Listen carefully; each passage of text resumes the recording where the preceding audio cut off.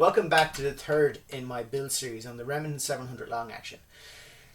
Since our last video we shot groups and they were all stacked. I knew this was going to happen before I shot the group just because of the very flimsy and weak forend on the stock that you get with the standard SPS. This is a bit better in the Varmint model. It's more designed for bipods and such, where there's a lot more plastic up there or polymer to keep it stiff. But the standard SPS, very flimsy front end. It's not designed for shooting off a bipod to be very accurate. It's more of a stalker, a nice lightweight rifle.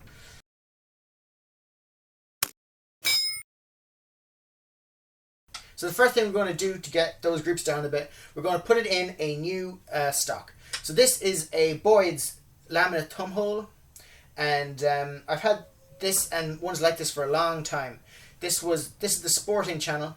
If you do have an SPS with a sporting barrel, the sporting channel is the one you want to go for. If you chosen a bull barrel, it'd be much wider than the barrel. It'd be something like the Remington SPS Police or tactical models, which would fit in the bull barrel version. But this one here is pretty snug. When you get it first, the action is very loose. It flops left to right. I mean, it's usable, but it wouldn't be much better than the SPS. You really got to bed these things in. And another thing is, even the SPS tapered barrel, this had to be dremeled out a little bit, maybe I don't know, an eighth on each end, just to get a good clearance on the barrel channel here, to make sure we get a good float. So I went with this type of stock for the first one because it's a great price. I think about $100. They do ship the $99 ones internationally because they're underneath the ITAR restriction, and they're easy enough to get a hold of, and they're not terribly heavy or anything like that. I'll put the weight of this up with the bipod in the video. So what I did was, if you can see in the top camera here, I've taken away any old bedding that was there beforehand. You can see this grey stuff here, but I've drilled little holes which will help with the bedding. You can see there was some drilled before. Just a ring along here and a line along here, and a couple back here in the back. Now, a lot of people will fill the action up with modeling clay or something. I found it easier if you cut the shape you need out of a piece of closed cell polystyrene. You can fit it in there and drop your action in, push it up against the action, and it stops all the drips and all that. Same thing, I have a little bit of closed cell polystyrene in each of the screw holes for the action and the trigger well itself. So that's it saved up there now. It's not going to drip through when I start pouring the stuff in. We have a little dam here to stop the bedding from coming forwards. I'm actually going to change the way I bed this slightly because I'm not going to go the full... I used to go just over half an inch past the recoil lug. I'm going maybe a 1/4 inch past the recoil lug here. And that'll stop the bedding compound from going up. And we'll have a free float from basically this point on straight up and out to the end. Which would be great because if we're using a big heavy moderator, it can droop it a bit, and if it's touching the stock, yeah, all the problems start again. So I have this cleaned out. I have the little holes drilled so we can get a good mechanical lock with the compound, and I have it degreased.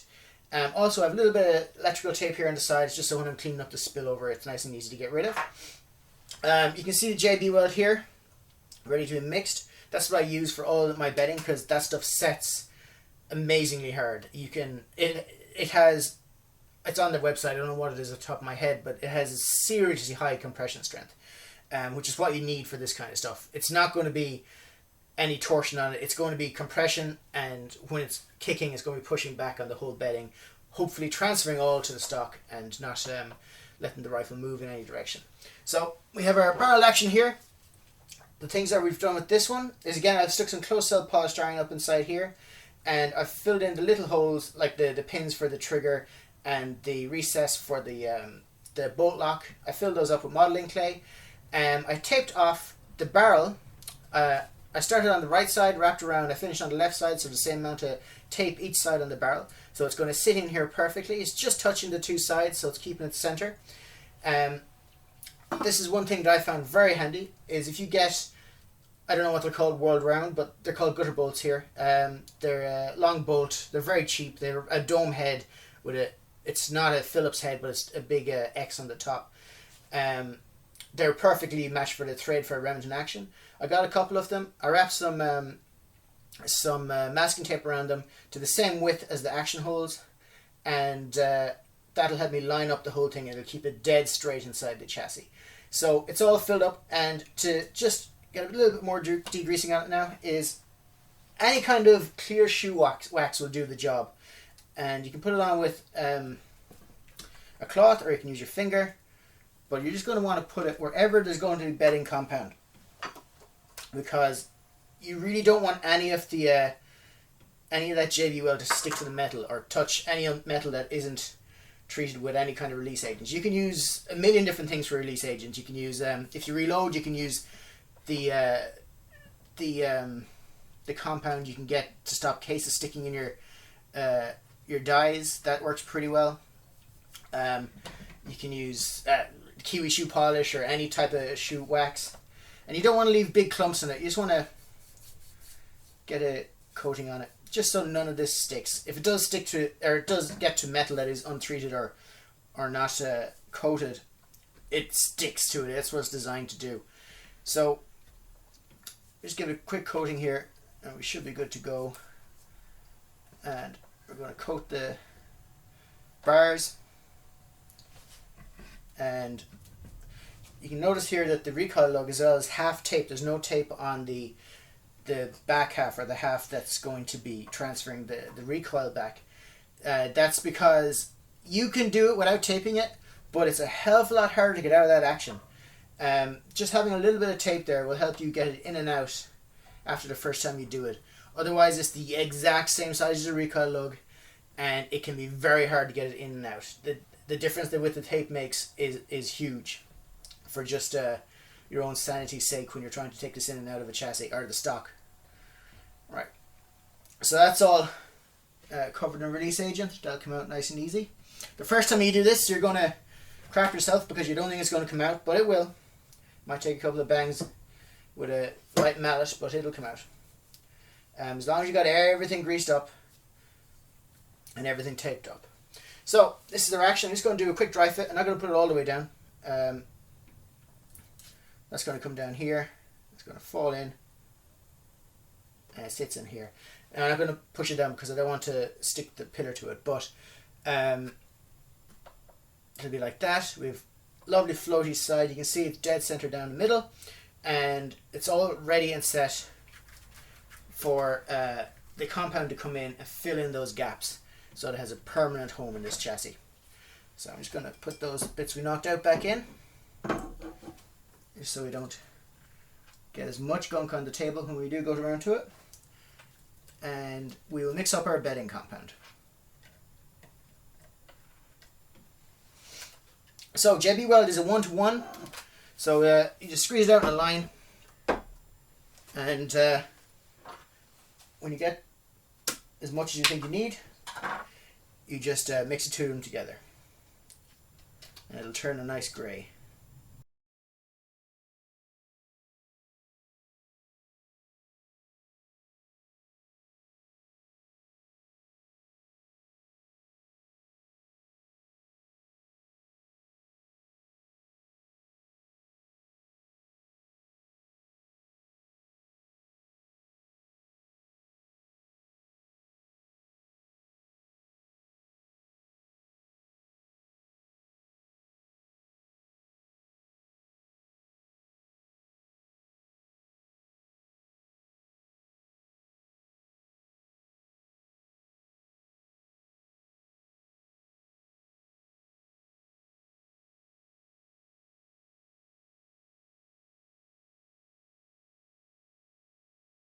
Just going to line it up, and we're going to drop it in.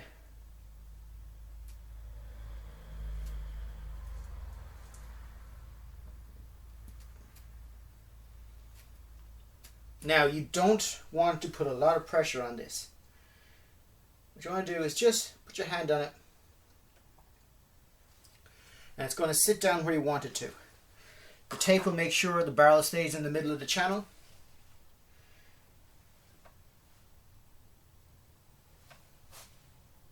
Pillars will make sure that the action is nice and square. we're not going to clamp this in with any mechanical means. Because if you do, what you're going to do, even though you won't notice it, you're going to flex your stock, and it's going to set with the stock flexed in. Let's say you clamp this one in, it's going to pull it up towards the action, because the action is not going to bend, it's softer. Or the action is not going to bend, it's harder. So what you're going to end up doing, if you do clamp this, is you're going to cause tension. And if you cause tension while it's hardening, once it's hardened and you release the tension on that nut or screw that's holding it together, it's going to the stock is going to rebound back to where it wants to be, and it won't be perfectly level with your action. You might have points of no contact, and that's not really what we want. So just a bit of tape on the front and a bit of tape on the back, and then we can just do a little bit of cleanup. Really, it is as simple as that. But this is known as the no tension or no stress bedding method, where the action is not clamped in. I've seen YouTube videos of guys putting action bolts in and tightening them in with screws. I've seen a guy with vice grips twisting in his action bolts to make sure it's pulled into the stock. It's completely pointless. It's definitely not going to help it, because it's going to just spring back after your stock is released. You might notice it, but it will, and it's not going to give you a good surface for your action to be sitting on. It's going to lose a lot of surface contact. And the same thing is the rail. You're better off having a little bit of Loctite underneath your rail, as well as for your pins or bolts holding it on, just to give it more energy transfer. So this is where your WD-40 comes in. I should have WD-40 here somewhere. So your WD-40 and your Q-tips. You're just going to clean around your stock, any place you don't want this stuff to be.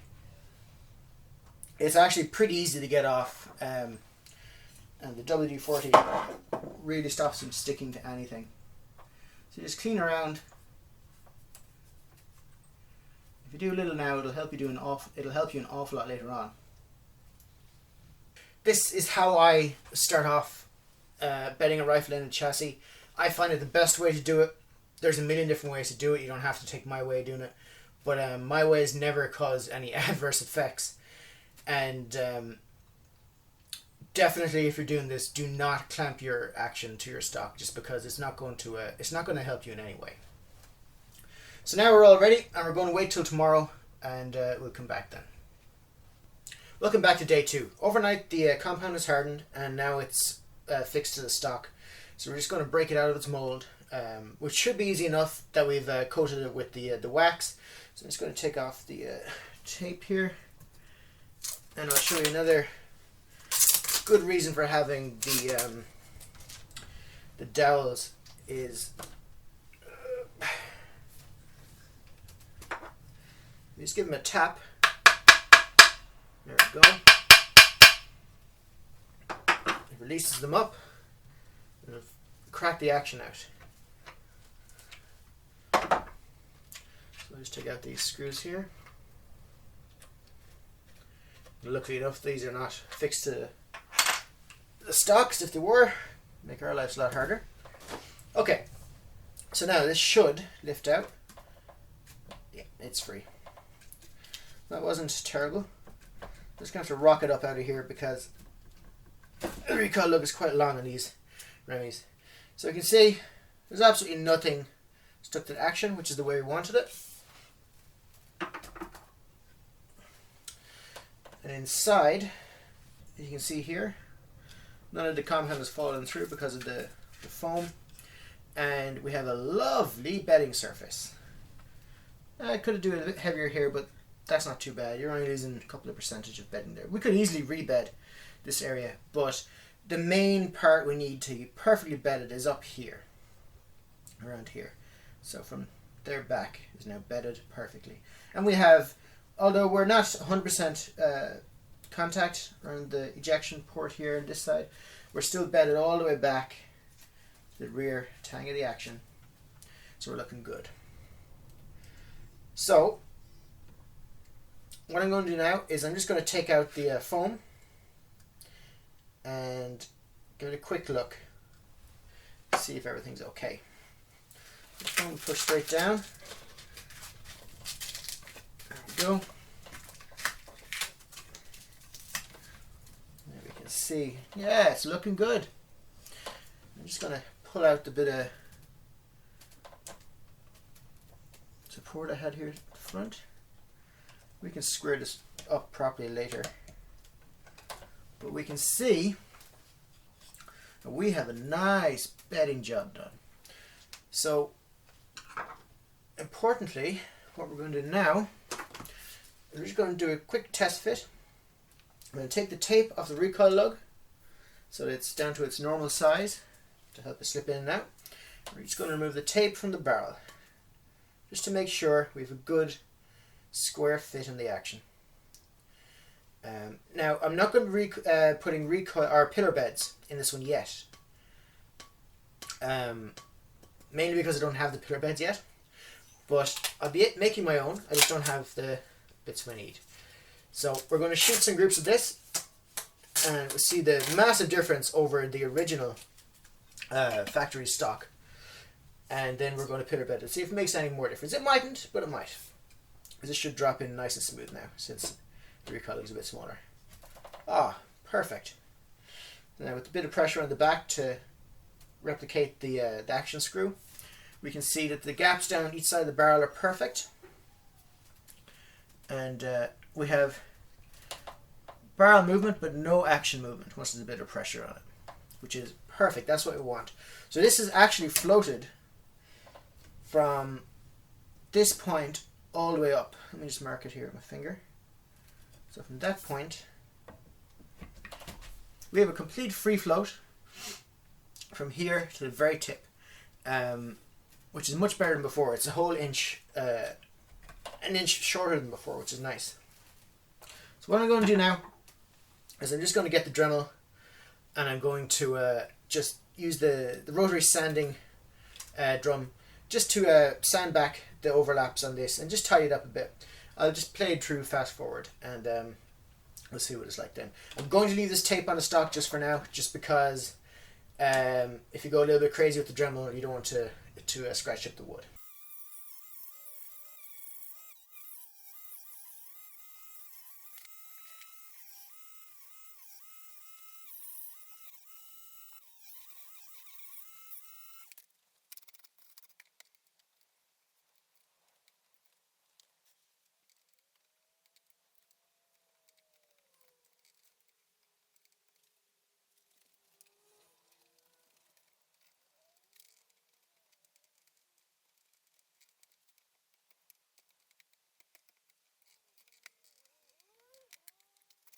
Now that we have all that cleaned up, we can see that the action comes in and out of stock nice and easy.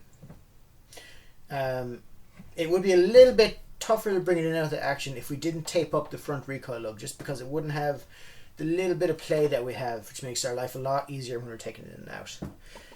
Okay, so we're just going to drop this guy straight in. We're going to get our mag in the bottom here. It's going to go up inside. Might actually have to put this guy up in the air for this.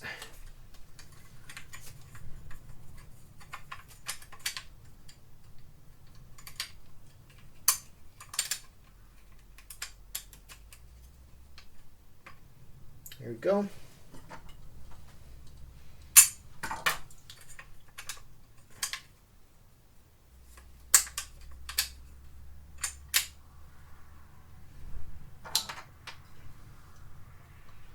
I haven't fitted this yet, but I'm fairly confident it'll be fine.